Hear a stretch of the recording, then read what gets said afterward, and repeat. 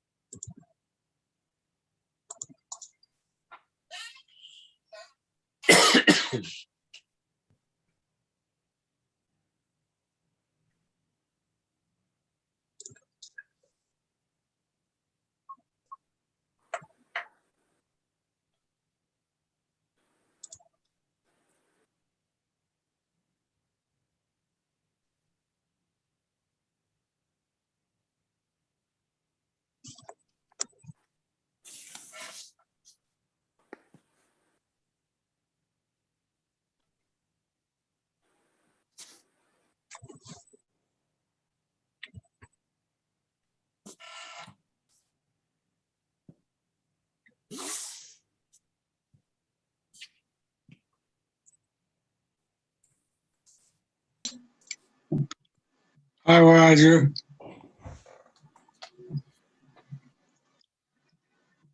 Hi, Roger.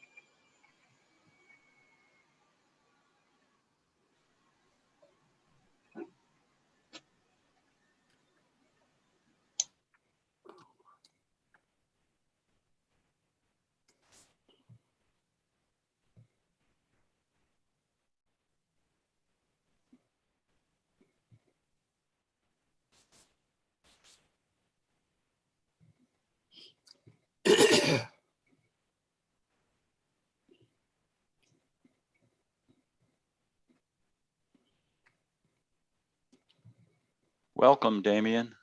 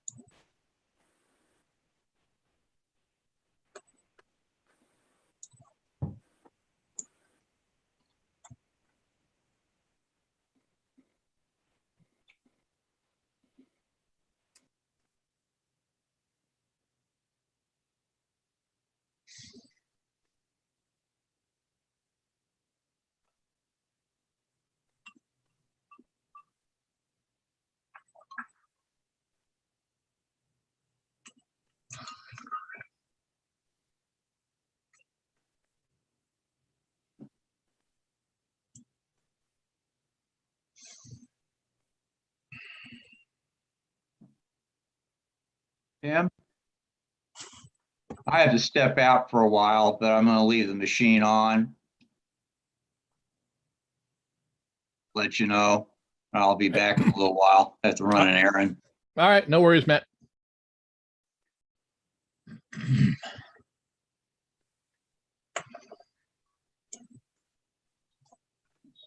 We'll wait about 5 more minutes for people to show up. Then we'll get started.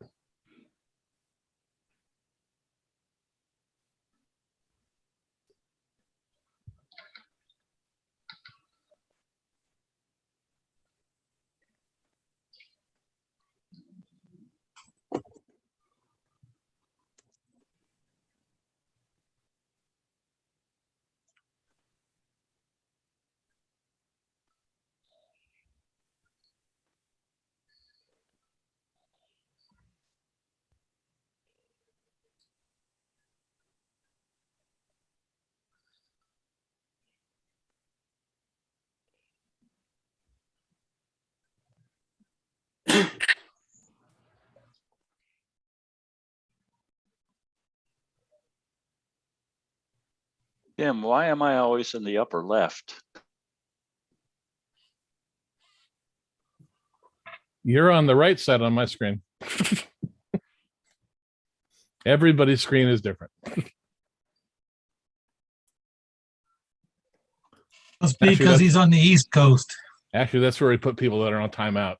Yeah, but that's Robert Lunsford. That's the right coast. I'm on the right coast. You're on the left coast. Oh, okay. I'll think of that next time I watch some of those mutual occupation of Jupiter's satellites.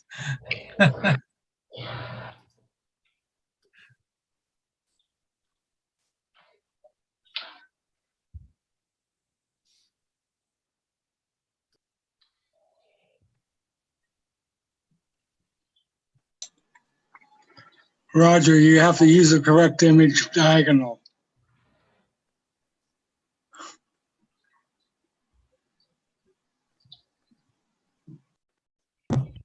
Yeah, I guess I've got everything reversed.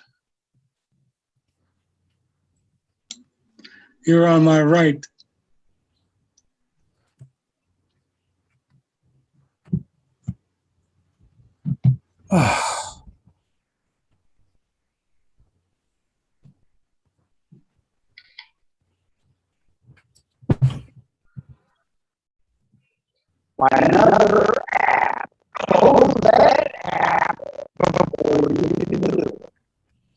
Here, the aliens are here.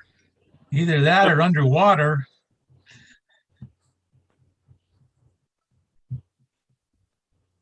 I'm going to try to stay, but we may be getting hit with a really bad storm here shortly. Everything's flooded out here. The storm that you're about to get. It's Yeah. amazing how. Coming in through Reddington Pass, huh? Yep. Hey, Rick, send some of that rain to San Diego. We could afford to. You get your rain. You get your rain from that big pond to the west. Who's the alien? That's John Nagel. Not nearly enough in that big pond. John, your audio is pretty garbled. John Nagel. Just want to let you know they're saying you sound like an alien. Not ever having heard an alien myself, I can't be sure of what you sound like. I muted him for now. When he gets it figured out, maybe log off and log back in. You have that power, huh? I have all the power in the universe. It's all right here. Well, Tim God Robertson. I prefer Lord and Master. Thank you very much. John, John Nagel, your audio is really bad. You might want to try logging off and logging back in. Okay. Thank you. What'd you say? Or he's in his pool, one of the two.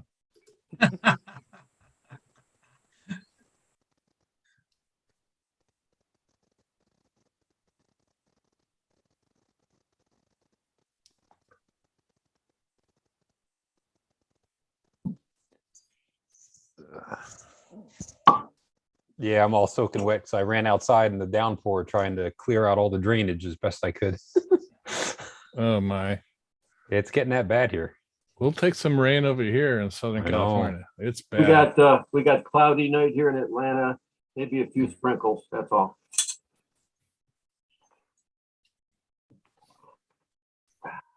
Supper time in front of the computer.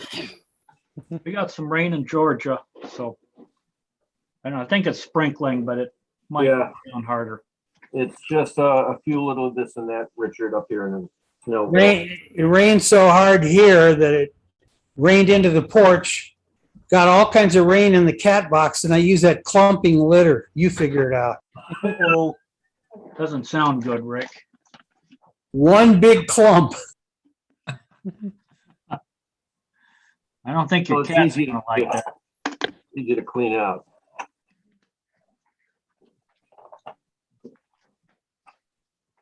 All right. Got a line of people coming in from the waiting room now, so a few more minutes. Okay, one more. Okay.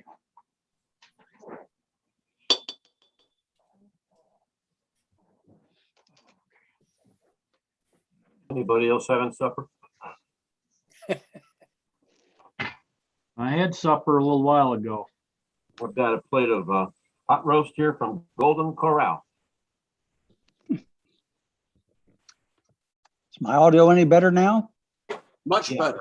Yep, perfect. Thank you. I'm on mute again then.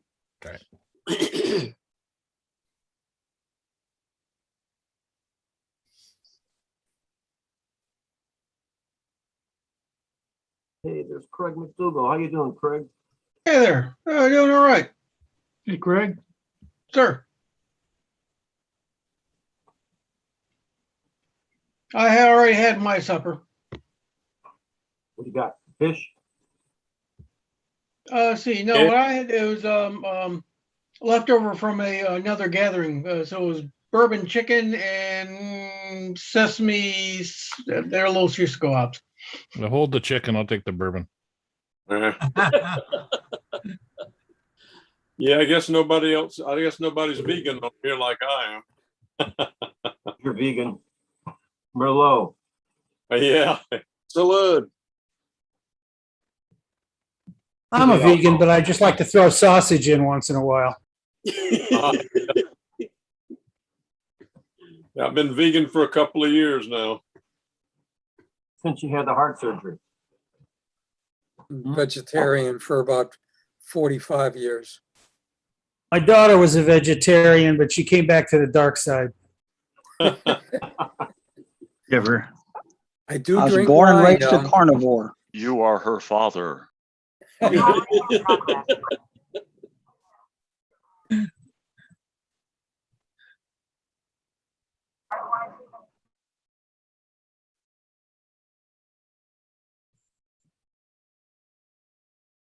Yeah, I'll give us one more minute and then we'll get going. What devil did you guys get on vegetarianism? Because I talked about supper. I'm having pot roast from Golden Corral. Ah, well, that'll do it.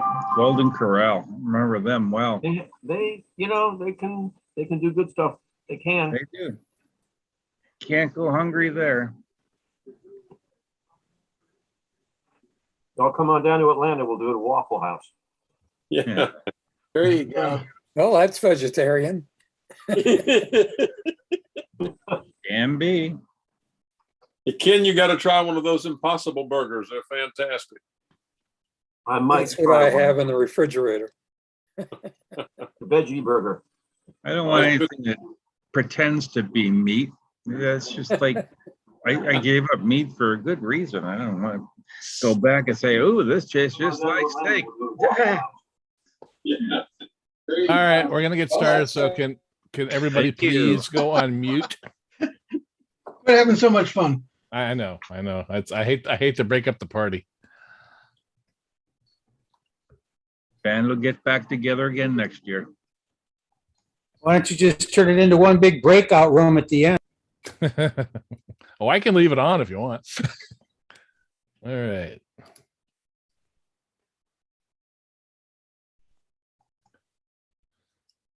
All right. Well, I'd like to welcome everybody back to the 2021 virtual ALPO conference and annual awards dinner and presentation dinner. Yeah, well, you're all eating and door prizes. We're going to hold the door prizes till after the keynote address, so you all stick around.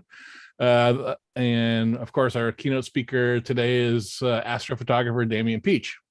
And those of you that don't know me, my name's Tim Robertson. I'm the host of the Observer's Notebook podcast, the official podcast of the ALPO. And if you're on YouTube, we do have some people over on YouTube watching. If you haven't already subscribed, please do that and hit the little bell button. That way you'll always be notified anytime we go live or post videos. Before we get started, I want to talk about the awards that the ALPO has. We have 3 awards we give away. Not every year are they all given out. This year, the only award we're doing is the Walter Haas Observers Award. The Peggy Haas Award is not going out this year, and neither is the Mike Reynolds Award.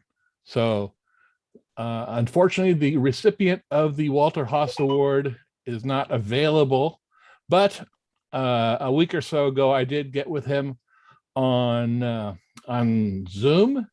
And so I recorded that, and we're going to play right now who won the Walter Haas Award.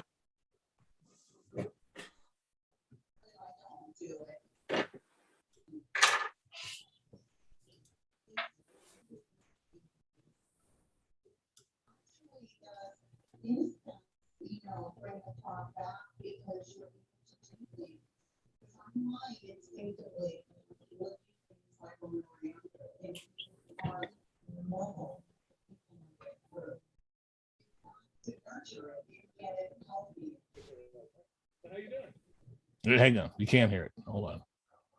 My bad.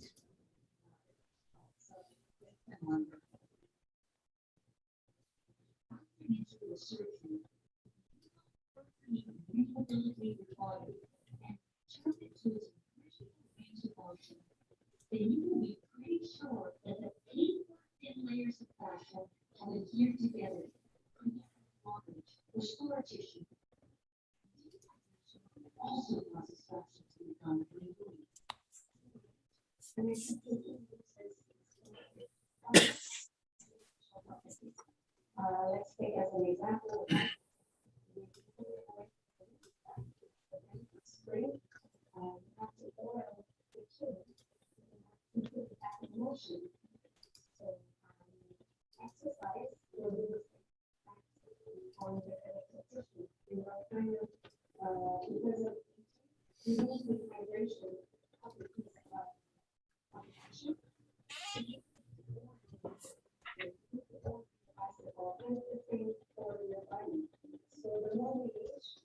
Sorry for that. All right. So how you doing? Well, I'm getting older, Tim. You know, to tell you honestly, it's getting harder and harder. Yeah. Yeah. I really enjoy all your photographs, your solar photographs you do. Oh, okay. Well, yeah, I've been trying to do a good job at it and try to point out regions that might be of interest that are not being named yet, and so you know, to keep focusing on how the sun behaves. Yeah. Well, the reason I want to talk to is you said you weren't able to attend the virtual conference this year. Yeah, we're traveling a week before to upstate New York. We haven't seen our family in 2 years. I hear you. And so we're going up and visit them, and we don't know when we're coming back. Okay. All right. Well, the reason I wanted to talk to you is one of my roles with the ALPO is I'm the chairman of the Walter Haas Observers Award. And it's my pleasure to tell you that you have been selected as the recipient of the 2021 Walter Haas Observers Award. Oh, wow. That is an honor. That is really, really great. I really do appreciate that. I didn't expect anything like this to happen. Yeah. Well, let me tell you a bit about the award. It's bestowed annually. Usually we do it at the meeting. So I'll do it early, but I'm going to post this video during the meeting so they'll see you receive it. Okay, cool. Okay. But it's to amateur astronomers for excellence in observing solar system astronomy. And of course, it's named after the founder of the ALPO, Walter Haas. The first established in 1985, and the selection is by committee. And the committee, the members change every year in the committee, so they have an opportunity to be on the to receive the award as well. But it's Okay, cool. it's a vote by the committee, and the award is given for excellence in solar system observational amateur astronomy. Work done as part of the observer's job must be recorded as professional work, is not considered as amateur work for the work. So it's just amateurs. The award itself includes an engraved plaque and also a 2-year membership to the ALPO. And it will be officially presented to you during the virtual conference. But I also Okay. want to thank the other members of the committee, Bill Dombowski, Ken Pashedley, Rick Hill, Julius Benton, Jim Melka, and last year's recipient, Howard Elkstein. So I, again, want to congratulate you for Yeah, thank you, winning. Tim. I really do appreciate it. And there's a picture of the plaque that you will receive. Oh, great. Okay, holy cow, that is good. Thank you. Sure. It's well deserved. I mean, it was a good vote and you won handily. Yeah, we'll try to keep it up as long as we can, but you know, at my age, it gets harder and harder every day. I hear you. I completely understand that. Yeah, I'm having to downsize my telescope equipment too, so I can carry it around better. Okay. Yeah. Okay. Well, we are going to keep this kind of under wraps. You can tell friends and things, but don't post anything on the internet about it No, yet. I won't. I will not. I'll wait until after the conference. Okay. Ken Pashedley currently has your award too, so he will give it to you at some point. Thank you very much. All right. Well, congratulations again to you. Thank you, Tim. Great. Thank All you. right. Bye-bye. Have a great day. All right. Bye.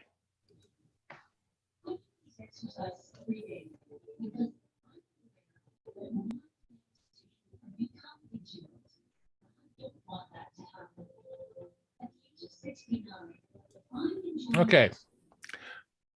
Well, no more awards, so we're going to move on to our keynote speaker, Damian Peach, a previous recipient of that award as well. He's a British amateur astronomer, astrophotographer, lecturer, and author. He's best known for his photographs of a wide variety of astronomical objects. His career in the field spans nearly 30 years. His passion for astronomy began first in 1988, inspired by books in his school library. Later, he joined the BAA, and he's awarded by that organization the Merlin Medal of 2006. The same year, he was also awarded the Walter Haas Award. Damian has provided astronomical images for magazines, books throughout his career. His images have been featured in Astronomy Magazine, Sky and Telescope, Astronomy Now, and The Sky at Night.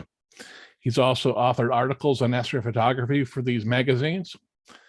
He has also been co-author of several professional scientific papers on planetary astronomy, especially regarding the work on Mars and Jupiter. He is one of the only few amateur astronomers whose work is featured as a part of the National Explorers of the Universe exhibition at the Royal Albert Hall in 2007.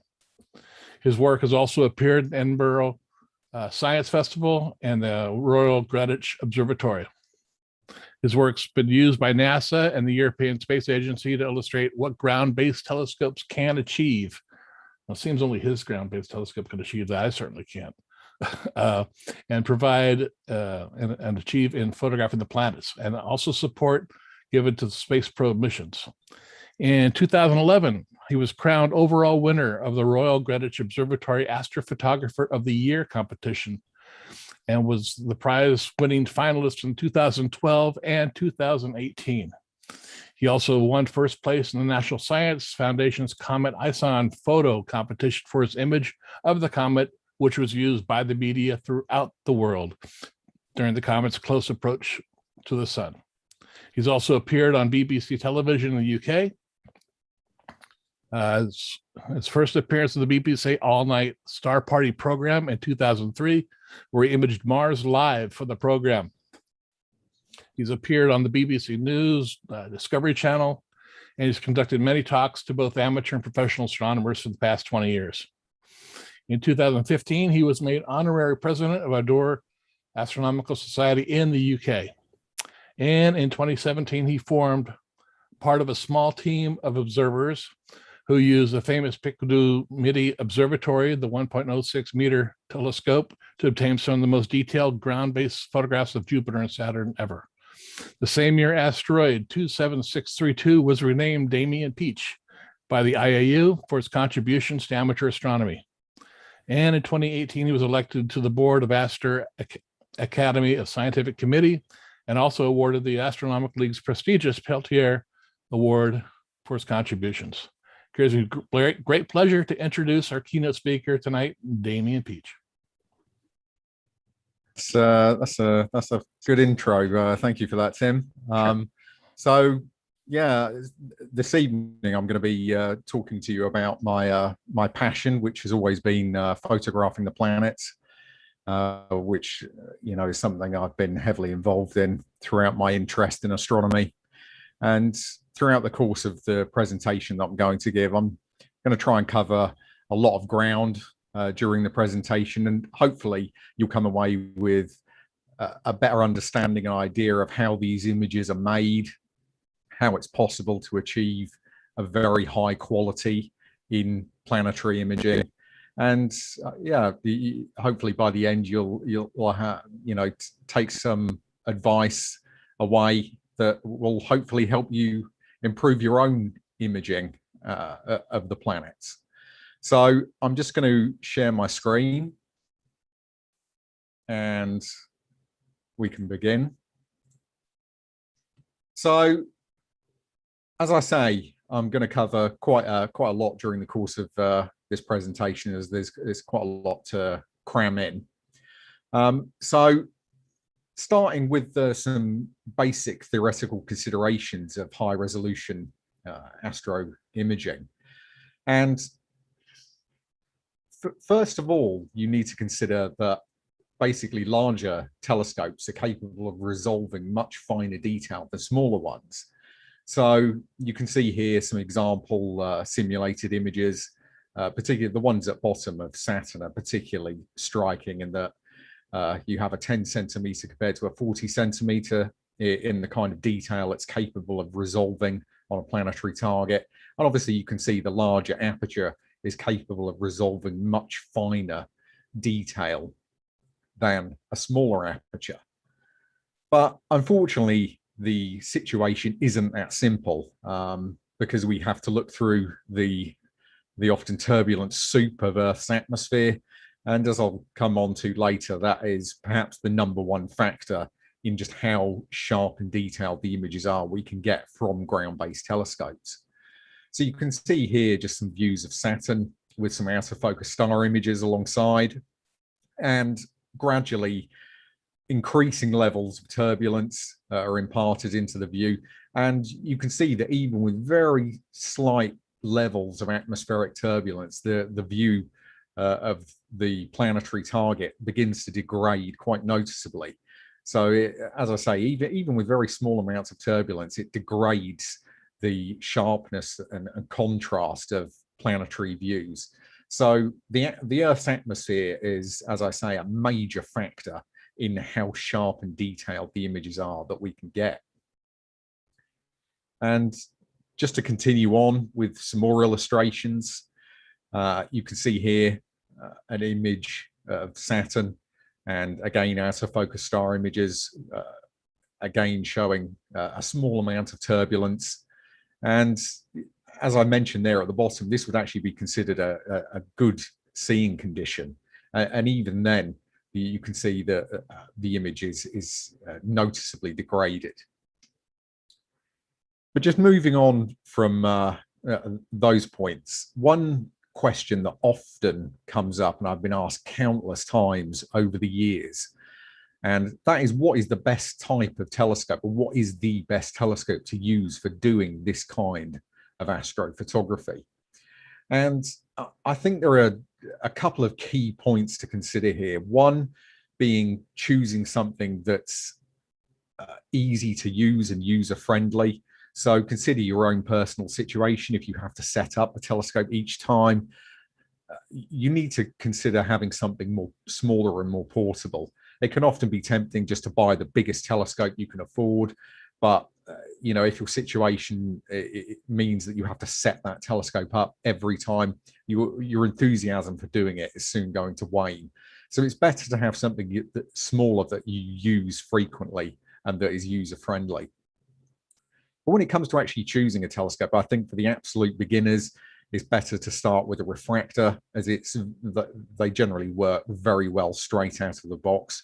But when it comes to, you know, larger apertures, you really need to be looking at reflecting telescopes, which of course require things such as collimation, etc., which you know, require a little bit more experience to kind of get used to.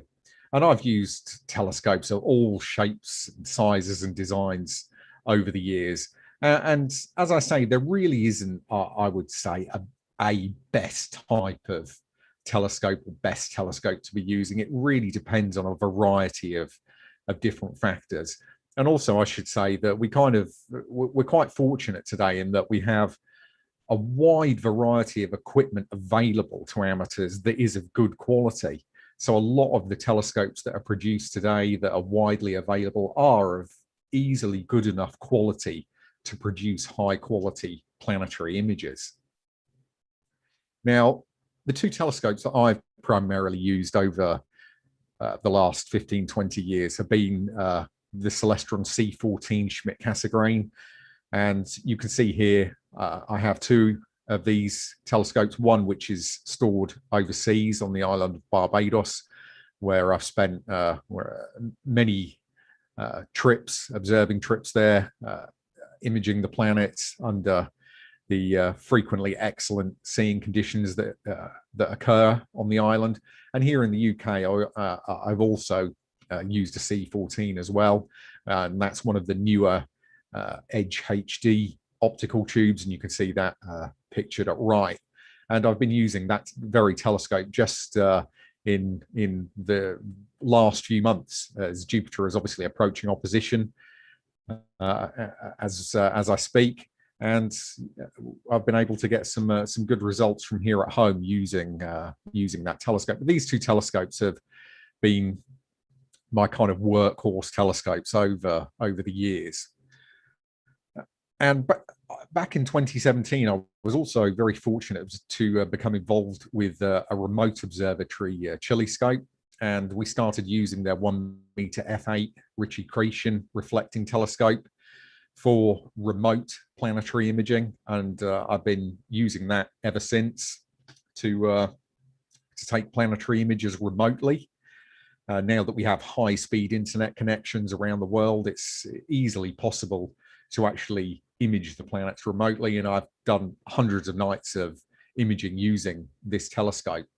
And one of the great things about this observatory is that it can be booked online, and you can book to observe the planets yourself using this telescope, and you can find out more information about that at the chilescope.com website. So for those interested in perhaps trying some planetary imaging sessions with the telescope, do check out their website. And it's generally a good telescope. The conditions there can be somewhat variable with seeing, because you're using such a large aperture. It's incredibly sensitive to the atmosphere and how good the seeing is. So for it to really perform, you need very, very good seeing conditions. So just moving on to some further considerations for high resolution planetary imaging. And one particularly important consideration for amateur telescopes is collimation. And that is, of course, the correct alignment of optical elements of the telescope to produce a properly sharp image. And it's quite amazing how often this is overlooked by amateur astronomers. And I can indeed remember some of the star parties that I've been to over the years and looking through telescopes that aren't collimated and actually collimating them for people, and then being really amazed at just how much that improved the view through the telescope. So when you're after very fine planetary detail, it's absolutely vital to ensure the telescope is properly collimated. And that is fairly easily accomplished. You can do it visually with an eyepiece moderate magnification, just defocus the star, and with a reflecting telescope, you'll see that dark hole in the center. And if it's offset to one side, you need to adjust the collimation of the telescope using either the primary or secondary mirror adjustments, depending upon the telescope design you're using. And many may think that is kind of a good enough way to collimate a telescope well enough, but when it comes to doing this kind of imaging, it really isn't. We need to really scrutinize the collimation of the telescope carefully. So that means increasing the magnification to quite a high power. So you'd be looking at maybe 400 to 500 times and only defocusing the star very slightly. And that allows you to see very small misalignments of the optics. And at this stage, you only generally require very small tweaks of the collimation screws just to tune it in. And it should also be noted that it does actually require good seeing conditions to collimate a telescope accurately. It can be a really frustrating experience to try this when the atmosphere is turbulent. So it is something that needs to be tackled when the atmosphere is fairly steady. So just to cover a few more points on collimating, as it is such an important thing when it comes to doing this kind of imaging. Don't rush the process. So take your time with it, and typically you can collimate a telescope accurately. If the seeing is good, you can do it fairly quickly within the space of 15 to 20 minutes without too much trouble. Always choose a reasonably bright star that's high enough above the horizon. So don't struggle with something faint. Choose something of reasonable brightness, first or second magnitude. And even if your planetary target is lower down in the sky, always choose a collimating star that's higher up to give you the best chance to get the optics properly aligned. If you're using a Schmidt-Cassegrain on a German equatorial mount, you need to consider that switching the mount across the meridian, so switching the optical tube from the east to west side of the mount or vice versa, generally will require the collimation of the telescope to be adjusted due to mirror shift, particularly with larger aperture Schmidt-Cassegrains. Now, collimation is also something not to be just done once when you set up a telescope. It needs to be checked fairly frequently, particularly if you're having to set up the telescope each time. So if a telescope is in a permanent observatory or in a permanent location, it's generally not required to check the collimation every single session. But if you're having to set it up each time, you do need to check it before you begin observing and imaging. Another way that you can collimate is actually using the imaging camera itself instead of the eyepiece. And if you do it that way, it allows you to view the star image on the computer screen. And you can also use a red light or near infrared filter, which can help provide a more stable view because longer wavelengths are less affected by atmospheric turbulence. And collimating this way is actually really effective.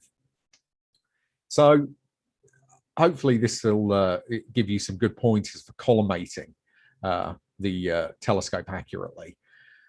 But there is also another really important consideration for planetary imaging when it comes to really trying to maximize the performance of the telescope, and that is ensuring the telescope is at thermal equilibrium, so it is at the same temperature as the nighttime air.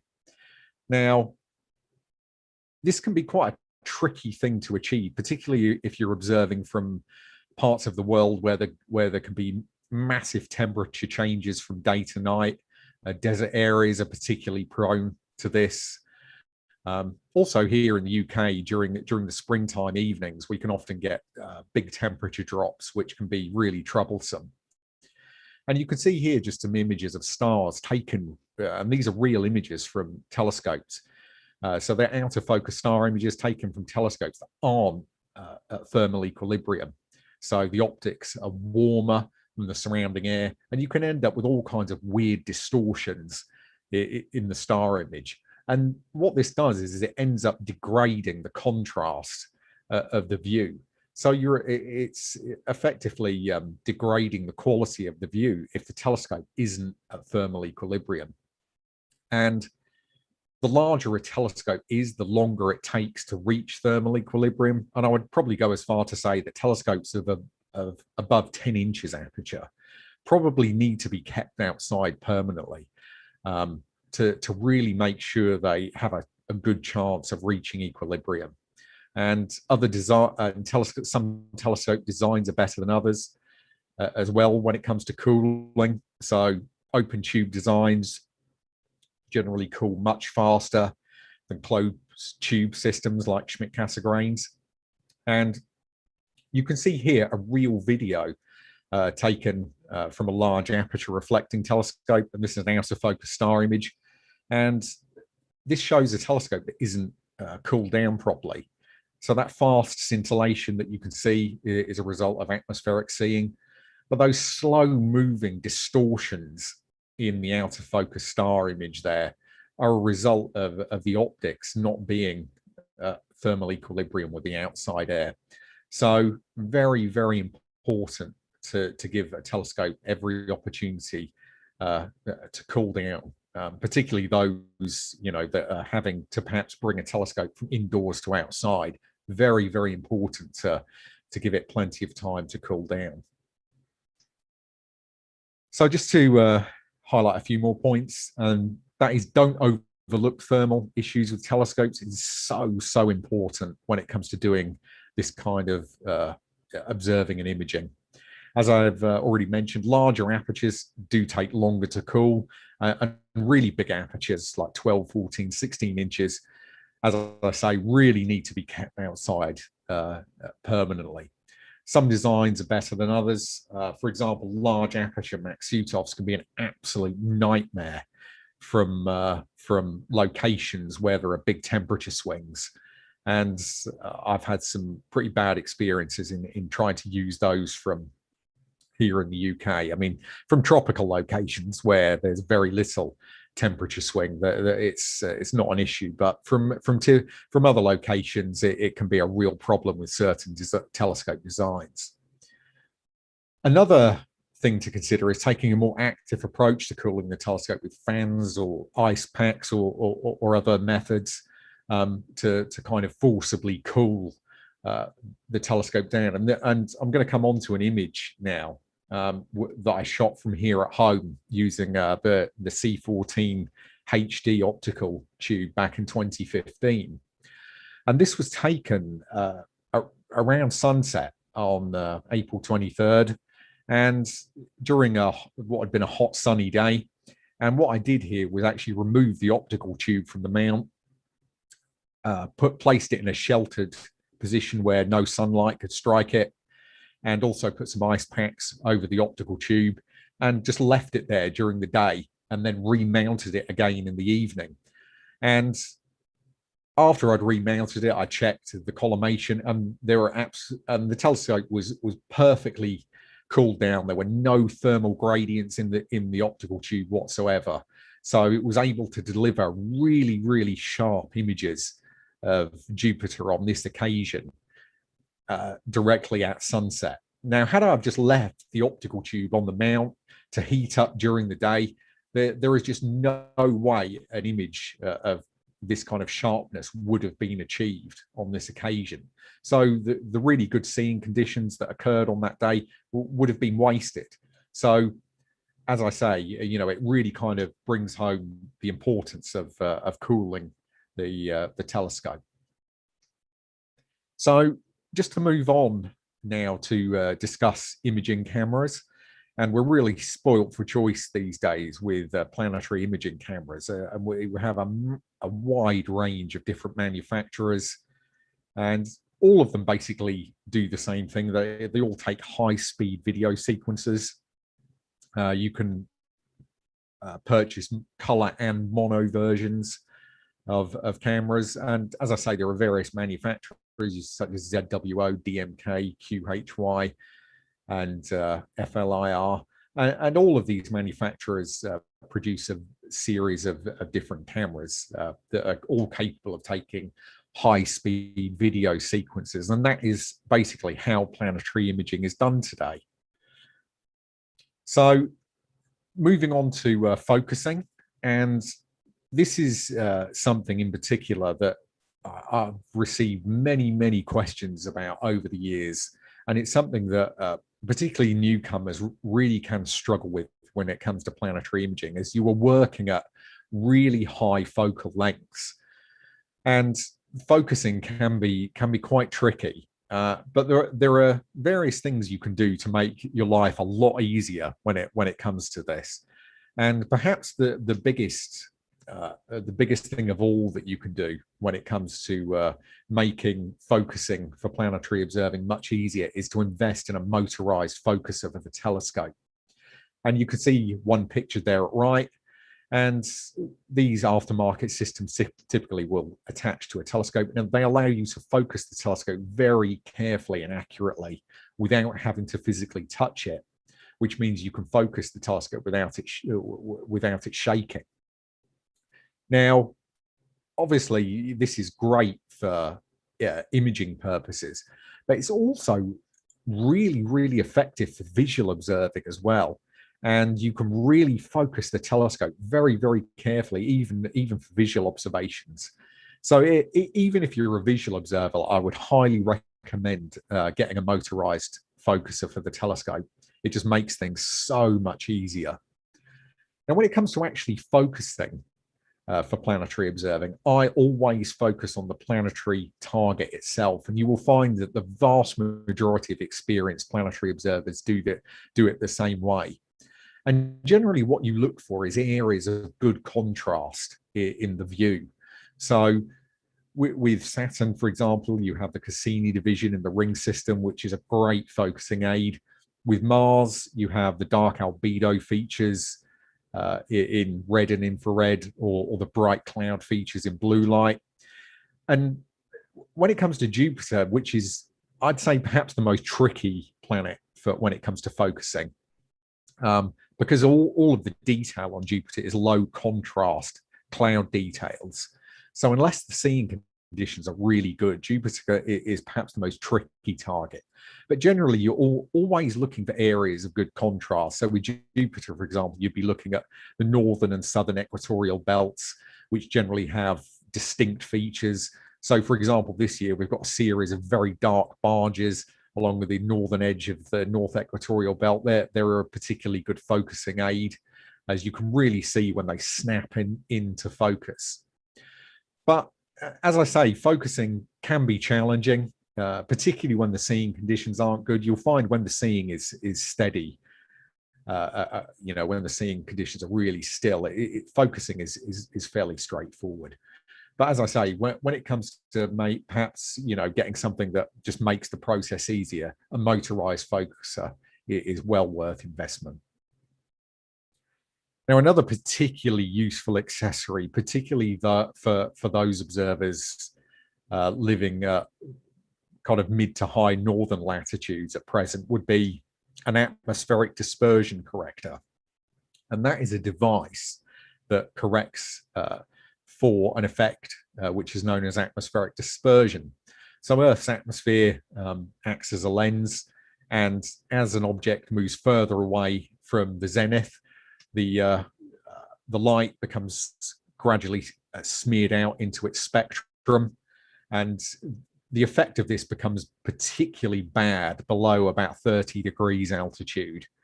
And these small devices, which consist of a couple of prisms that can be rotated with about their common axis, and they basically allow you to kind of null the effect of the dispersion. So they're fairly straightforward to use. They're fairly low cost. They do make a big difference to the image quality for planets that are low in the sky. Even, if you're imaging, say, Jupiter 30, 40 degrees, a dispersion corrector will make a significant difference to the image quality. So you can see here a picture of one.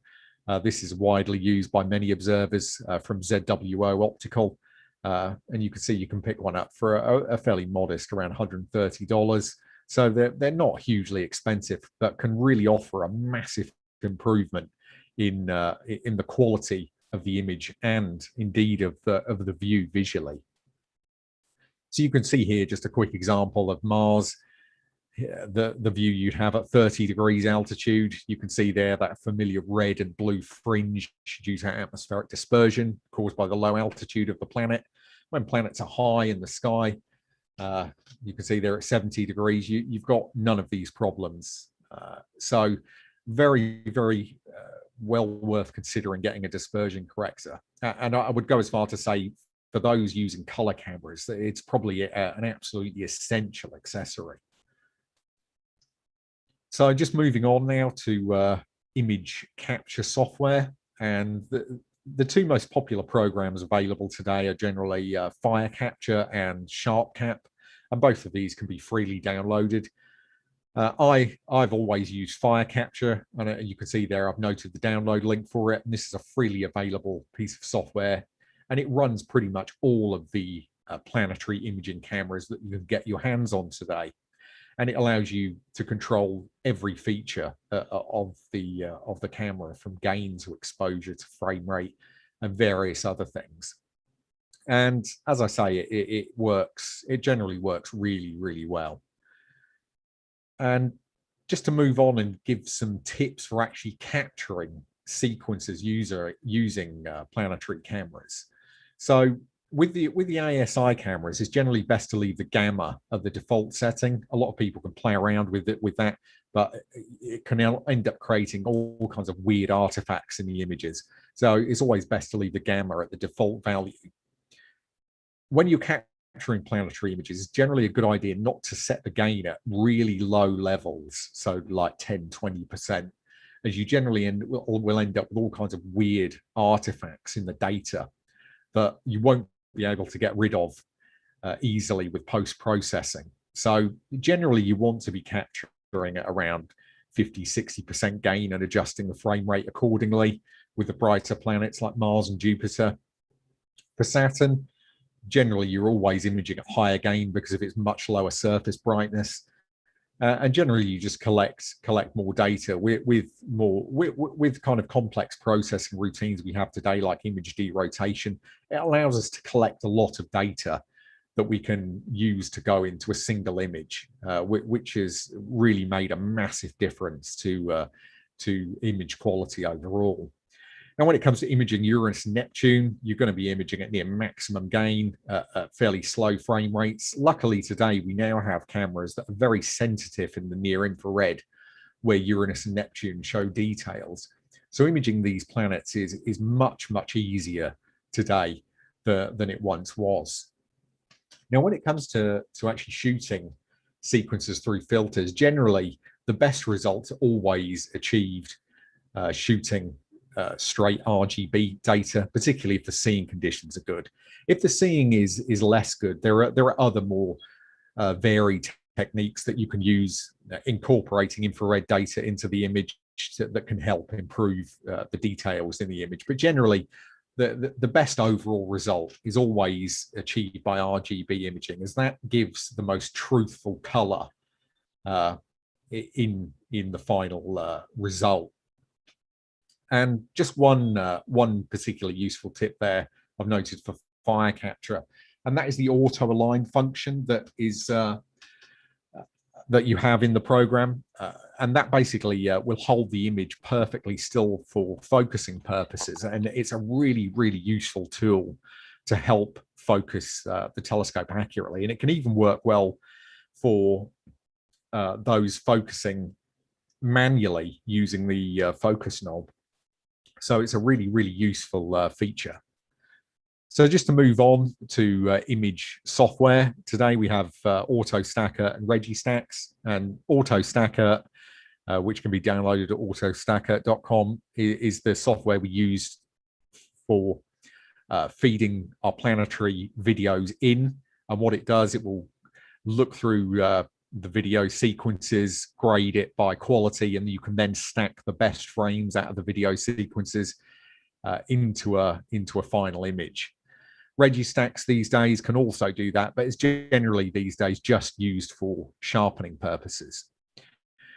Moving on further, we also now have WinJupos, which was a program originally made and is indeed still used for measuring the features in the atmosphere of planets like Jupiter and Saturn.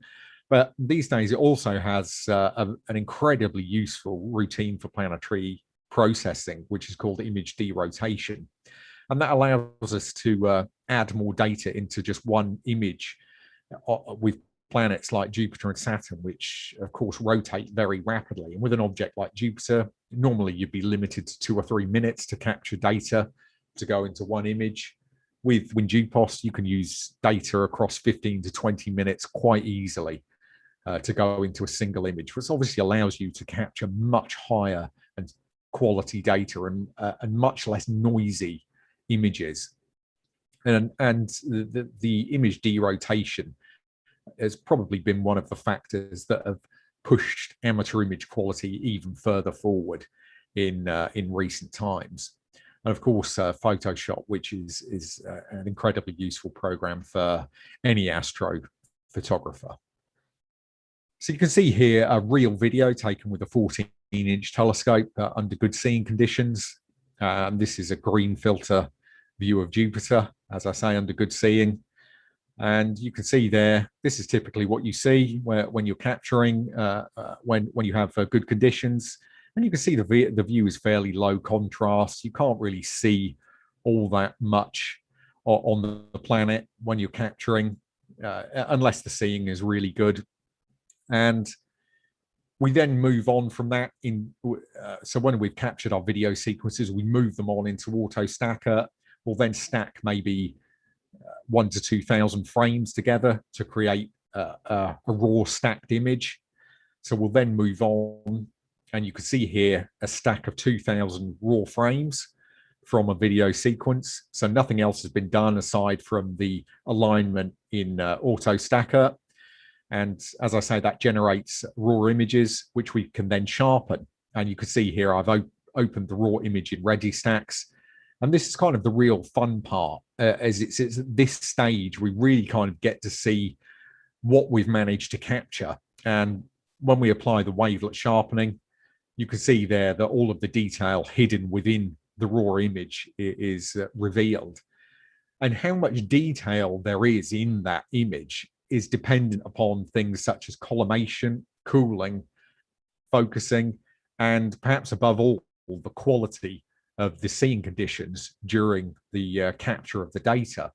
So it's all of those things that come into play before you actually press the button to capture that will define how good the image will be when it comes to processing it. Now, just to move on to talk a bit more about things such as weather and seeing conditions, which of course play a massive part in amateur astronomy, but particularly for planetary imaging, because we're not just dependent upon having a nice clear sky. We need a clear sky and we need steady seeing with it to get good results.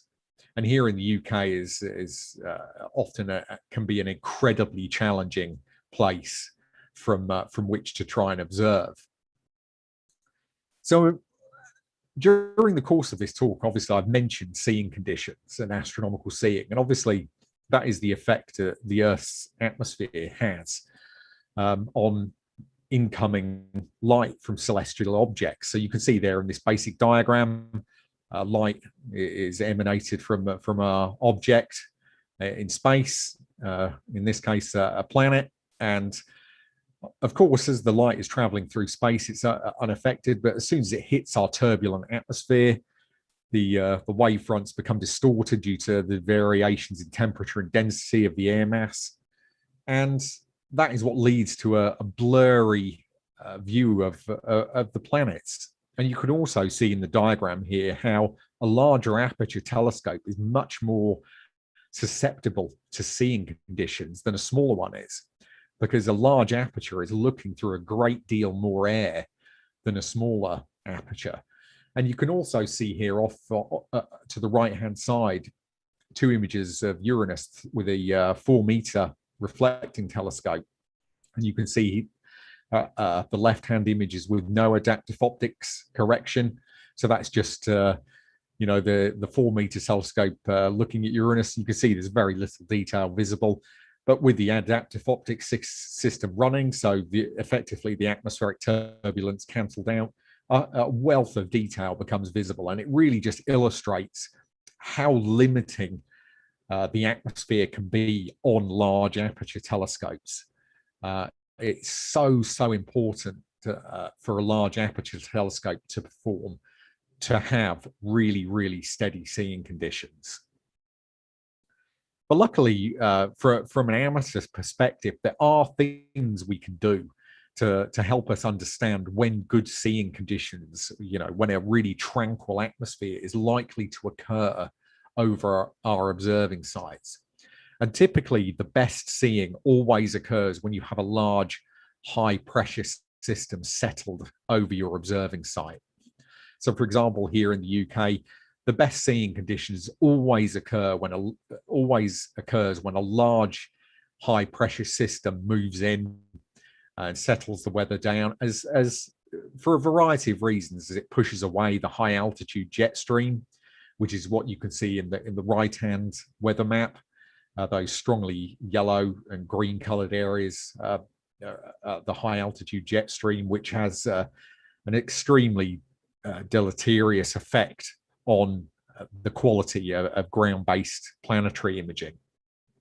So when you have high pressure systems in, it pushes away that jet stream and generally gives you a much more stable air mass. And those are the times to really make the effort to get outside and observe the planets. But there are also other things to consider. As I mentioned, the position of the high altitude jet stream. And also something else to consider is that certain times of day can produce better seeing than others. For example, the sunset and sunrise periods, particularly the sunset period, I've found over the years can often produce better seeing than perhaps you may find later on in the night. And also certain times of year produce better seeing than others. So, for example, winter is generally always much worse because the frequency of high pressure systems is generally less, and the jet stream is generally much stronger during the winter. So the best periods are often from springtime through summer into autumn for catching steady seeing. But generally, it's those big high pressure systems that you need to look out for. Now, when it comes to locations around the world, all locations are most certainly not equal when it comes to experiencing good seeing conditions. And the tropical latitudes of the Earth are by far and away the most favorable locations on the planet to observe the planets from, simply because they are at a very low latitude, so the planet's always high above the horizon, but also they are areas where the high altitude jet stream has very little influence.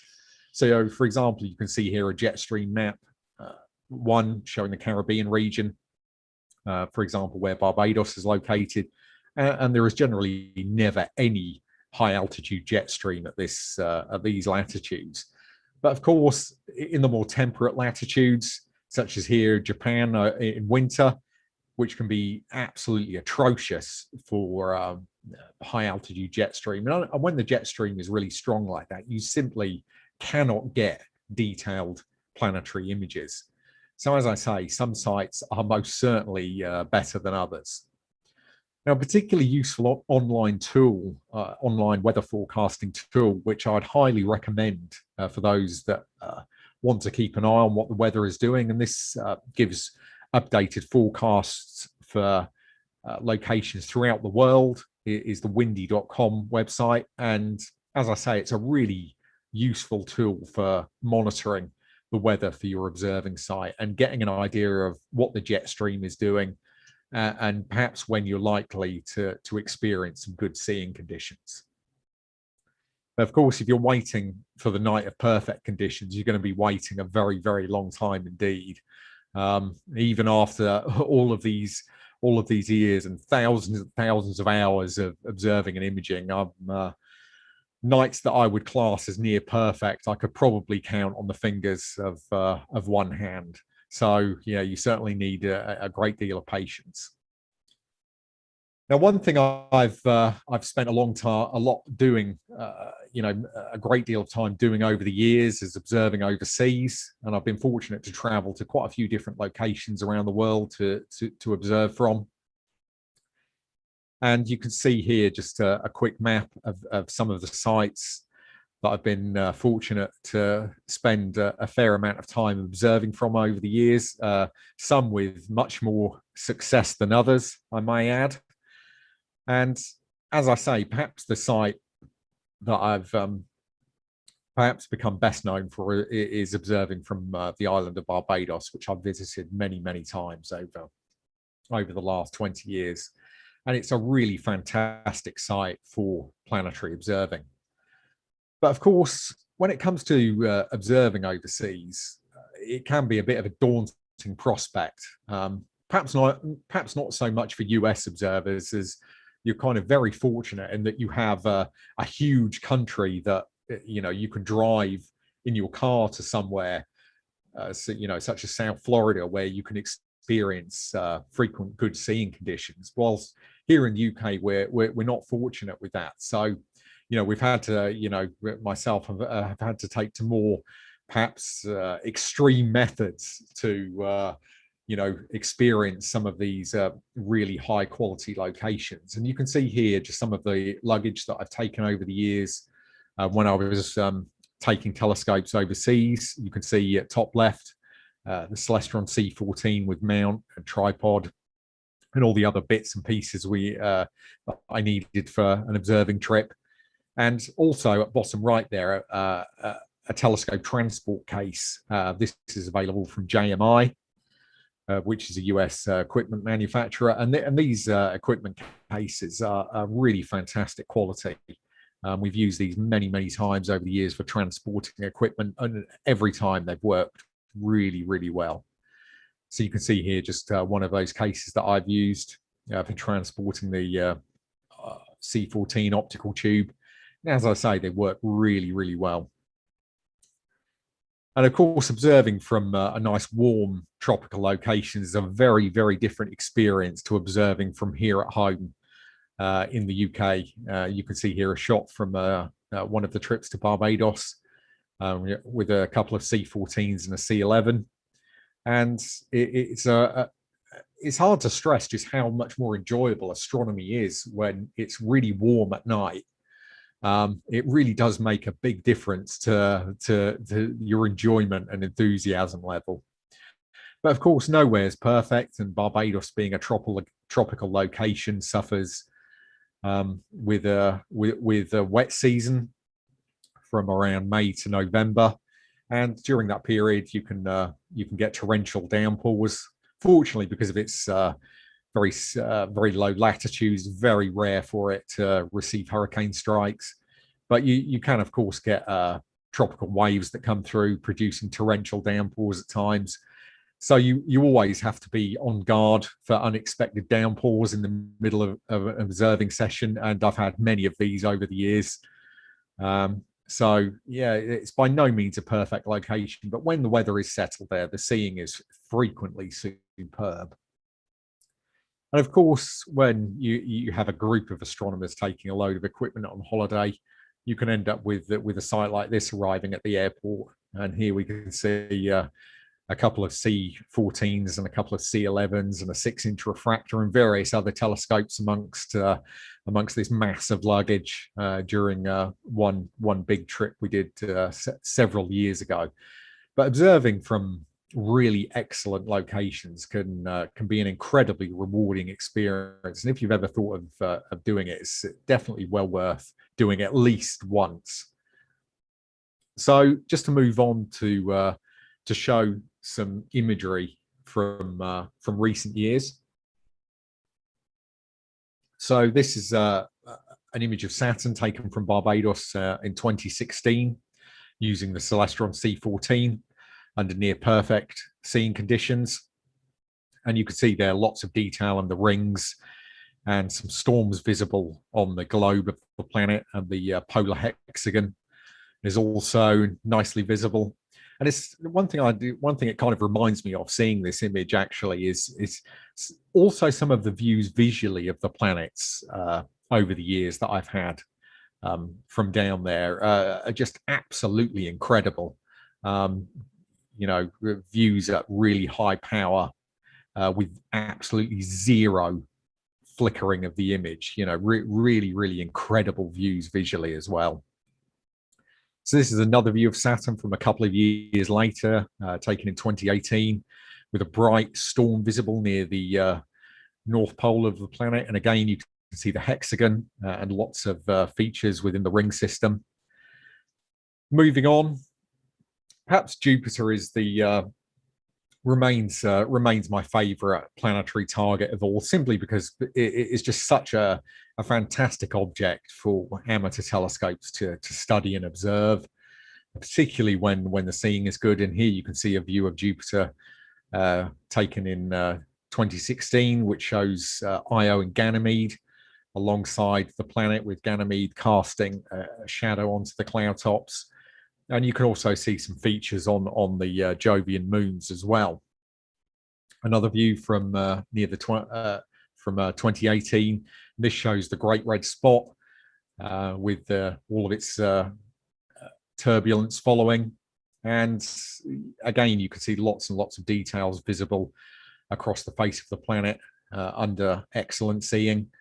And again, another view, this from May 2018.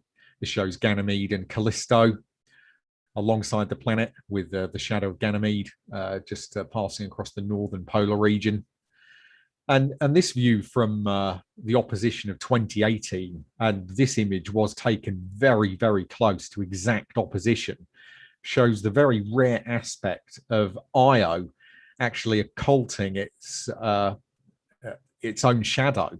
So it's actually eclipsing its own shadow, sorry. So this can only occur when the tilt of the planet is right, and also when the planet is close to exact opposition.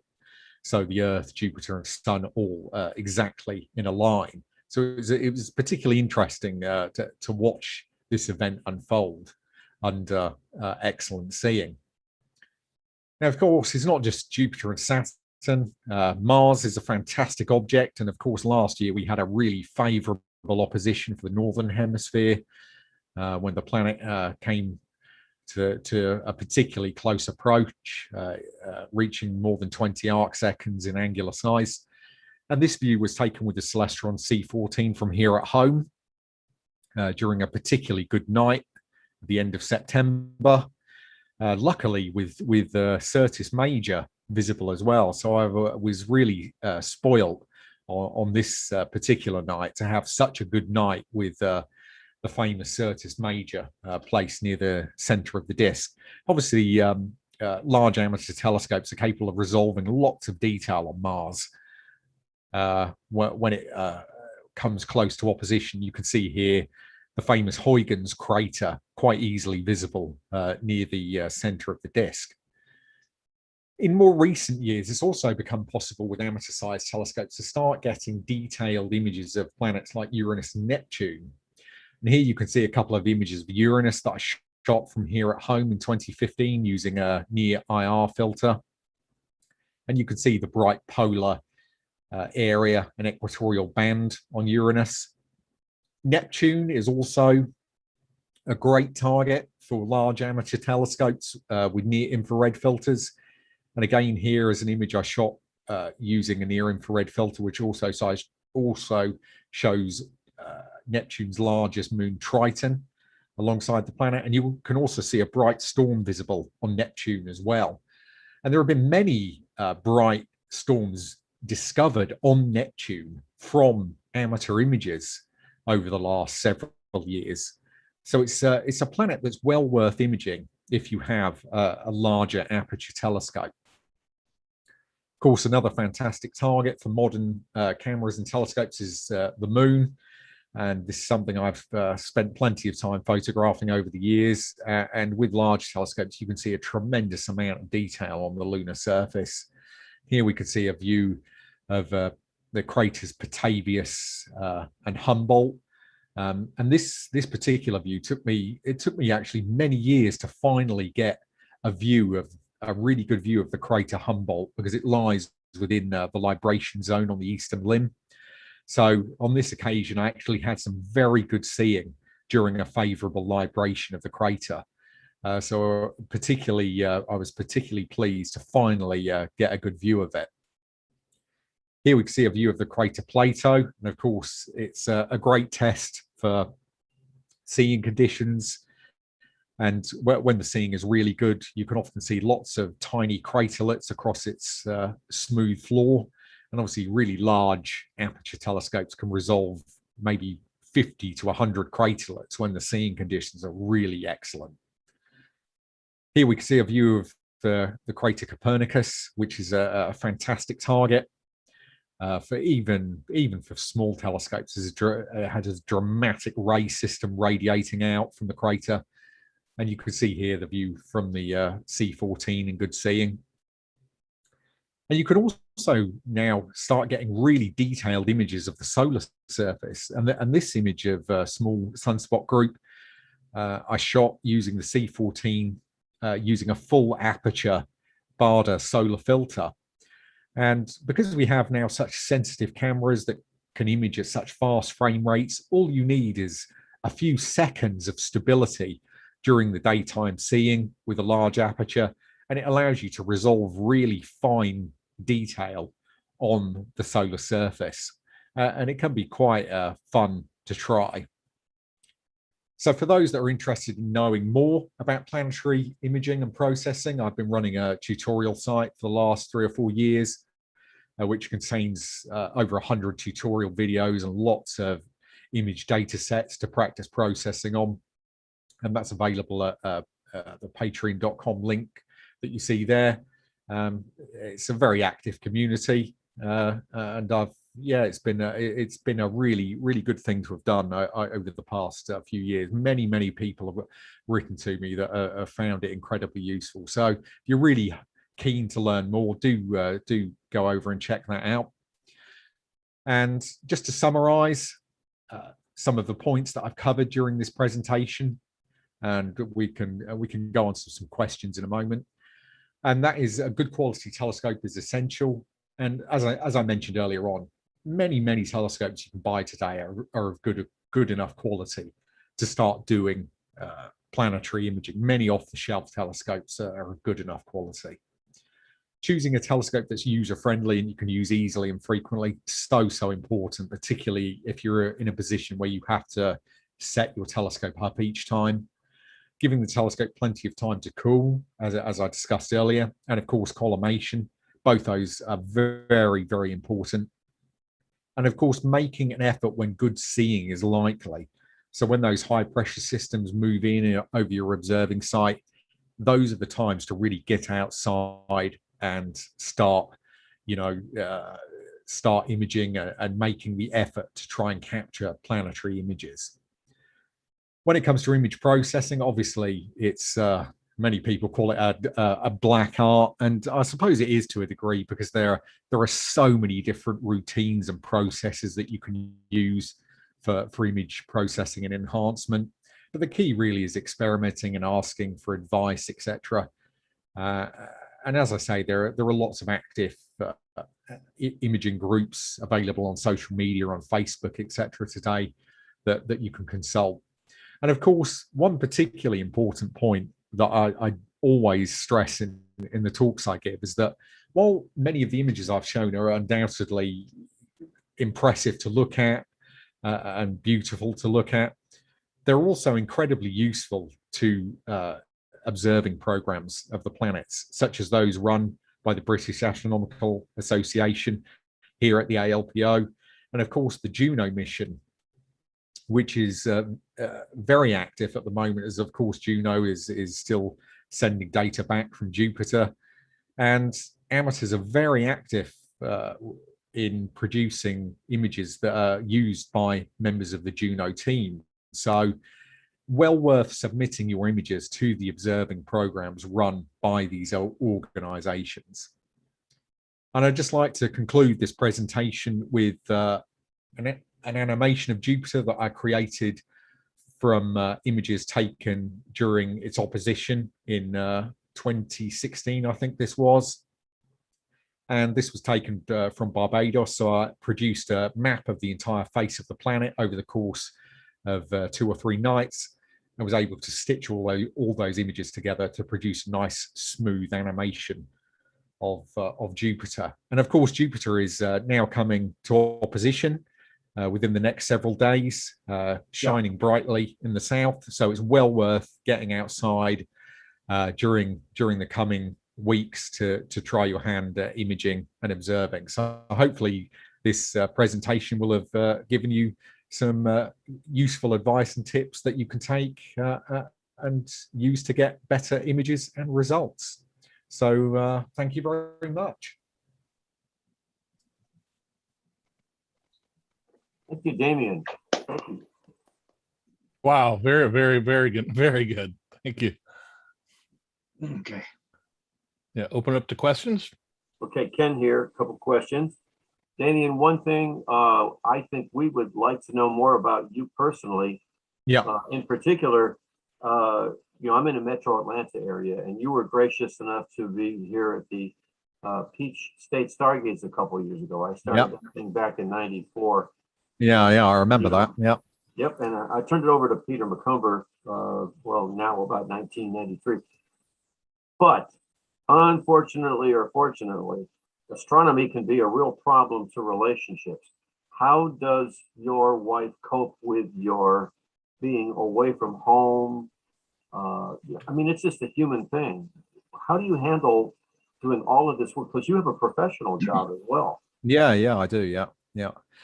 Yeah, it can be over the years. It's proven challenging at times. Yeah, it is challenging at times. You have to try and kind of strike a balance. I think it can be a big mistake when you become too focused on, you know, one thing in particular. You know, if you become completely blinkered into, you know, just, you know, work or observing or whatever, it's going to be to the detriment of personal relationships, I think. So I've always tried to be mindful to try and strike a balance of those things. So I have like Barbados. Yeah, I mean, she's certainly enjoyed it over the years. Yeah. You know, it's kind of fortunate that, you know, planetary imaging can be done from somewhere that is actually a really nice place to go on holiday. So that's certainly a big bonus. You can do like I did. I married another astronomer. Yeah. That's always a good idea. The picture that you showed, it was a humorous picture of a guy burning a Meade Dobsonian. Yeah. How did you get that? An old friend of mine gave that picture to me, which I saw years ago, and it's someone you may well know, Mr. Don Parker. Oh. Yeah, he gave that to me, and I remember when I first saw it, and I've always found it so funny. It just kind of illustrates the point of a telescope being too hot or frustration. Yeah. Did you manage? And I'll let go to everybody else. But one last question is: you did speak down here. Obviously, the seeing down here is not going to be as good as it is in the southwestern United States, but we do have, you know, for instance, the Deer Lick Astronomy Village and some other places. Quite honestly, did you have a good time here? Did you do any observing? And, you know, what did you do with yourself down here in central Georgia near Atlanta? Yeah, when I was over for the Stargaze event, we actually did, the night I spent at the event itself, we actually did some really nice observing. We did some Jupiter imaging and observing some deep sky objects through some of the huge Dobsonian telescopes, which was really enjoyable. And I also got to stay with a friend of mine in South Carolina as well during that period that I was over. So yeah, it was a really enjoyable week that I got to spend in the southeast. Oh, one last question. Global warming is screwing up everybody.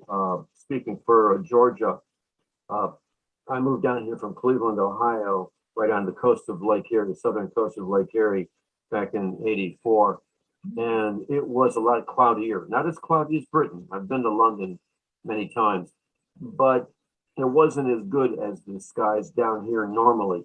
But this summer has been the absolute pits because of the rain and so forth that they really need out west. How, if anything, has global warming affected your work?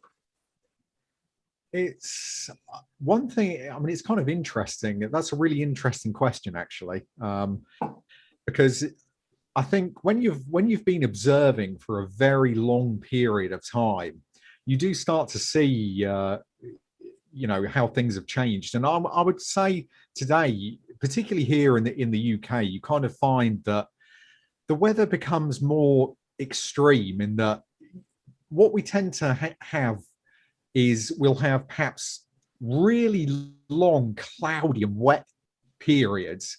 For example, the winter the winter that we've just gone through. It was dreadful, absolutely dreadful. Even for the UK, it was dreadful. It was just constantly raining and cloudy all the time. As I say, even for here, it was exceptional. But what you tend to end up with is it'll switch into a period where it'll stay maybe dry and sunny for like several weeks. Like I can remember the summer before last winter, we had an incredibly dry summer. And I remember the gardens here almost became like completely brown and barren because we'd had so little rain. And these are things that just didn't really, I don't know, certainly like 10 years ago, these events weren't occurring. So yeah, it is something that's interesting to consider the effects of. Okay. Thank you. Damian, this is Richard Schmoody. Hi, Richard. I'm very impressed with your images. I have one question. Are you familiar with Christophe Pellier and some of the work he's done with getting actual albedos of individual features? He's started to do that, I think, with Mars and Uranus. Yes, yeah. I mean, I'm thinking that could be the next step here.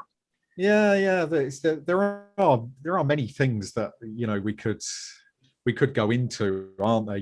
That would be useful to do. It's it's just like getting the time to do it, and there are just so many other things going on. There are lots of things I've kind of thought about doing over the years, and it would be interesting to try things like that. I've seen some of the work Christoph has done. It's certainly very interesting. Yeah. Well, Damian, over your images. Damian, Rick Hill here. Hi, how you doing? How have the satellites been affecting you? Oh, yeah, Elon Musk. Yeah, with planetary, you're kind of not too worried about it. I guess when it comes to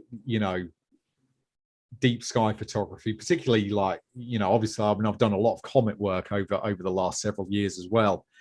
And for doing stuff like that, it's just going to prove a nightmare.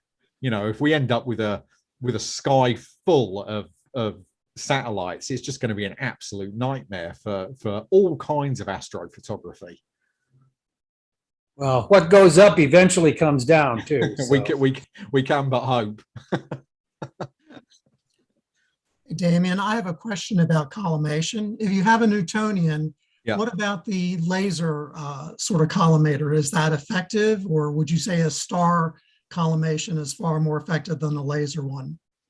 To be honest with you, I kind of find with Newtonians, when I've collimated Newtonians, you can often get really, really close to it being perfect with a laser system. Indeed, even with like a Cheshire eyepiece, you can get really, really close to it being perfect. And that's kind of one of the good things about Newtonians, I think, is that you can actually almost perfectly collimate them without having to look at a star. Whilst with Schmidt-Cassegrains, it's not as straightforward as that. you know, with them, you really do need to look at a star to get it accurate. Yeah, because if you're an individual and then you're like running to the eyepiece, running mag tweaking, running it, and so the laser makes it so much easier. Yeah. They do work really well. Yeah. All right, good to hear. Thanks, and great talk. Thank you so much. Yeah. Glad you enjoyed it. And you favor Schmidt-Casas yourself, Richard. I mean, Damian. Yeah, I mean, I just kind of like the easy life, if I'm honest with you. And Schmidt-Casas grains are, you know, particularly the C14, it is a really user-friendly telescope. You know, and particularly the newer ones, you know, like the HD, the optical quality of them is really good as well on some of these newer scopes. So, you know, I really like them. Don't get me wrong. I mean, I've looked through some really good Newtonians over the years, and they are without doubt fantastic telescopes. But you know, if you've got a permanent observatory, I think a Newtonian would be optimal for planetary observing. But you know, if you're perhaps on a more portable basis, I mean, here at home I don't have a permanent observatory, so it's easier for me to have something that's a little bit more portable, so I can take it down and set it up more easily than I could like a really big Newtonian. Very good. All right. We have any other questions? Well, you know, Damian's going to be up for the next 5 hours doing some other imaging. I'll tell you what, I was actually hoping to do some more Jupiter imaging tonight, because I did some last night and it was quite good. But it's been clear all day today, but the clouds have arrived at just the wrong moment. So, get out there. Yeah. Thank you, Damian. Thank you. You're welcome. Yeah, thank you very much, Damian. Thank you, Damian. Cheers, guys. Thank you. All right, we will move on to the door prizes. I again want to thank Celestron for donating the next image, 5 solar system imager, to Explore Scientific for their donation of the 6.5 millimeter eyepiece, and also Albert, who won an 8.8 millimeter Explore Scientific eyepiece last year, and also Sky Telescope for donating 2 field maps of the moon. Now, once again, we're going to try to limit this to people within the continental United States where shipping is not overly expensive. Okay. I took everybody's email address and put them inside my wine bucket. It's the closest thing I had. So I will reach in and pull out an email address. No more wine. The wine's later. The first thing we're going to do is one of the field maps of the moon. Let's see what we have here. We have Mike Napper. Mike Napper. Okay. He's not here, but that's okay. You don't need to be present. No, I'm here. Oh, where? Just on mute. Oh, congratulations. Thank you. You don't live in Argentina, do you? No. Okay. I will be in contact with you to get that to you. All right. The next one, another field map of the moon. We have Matt Will. Hey, Matt. Still here, Matt?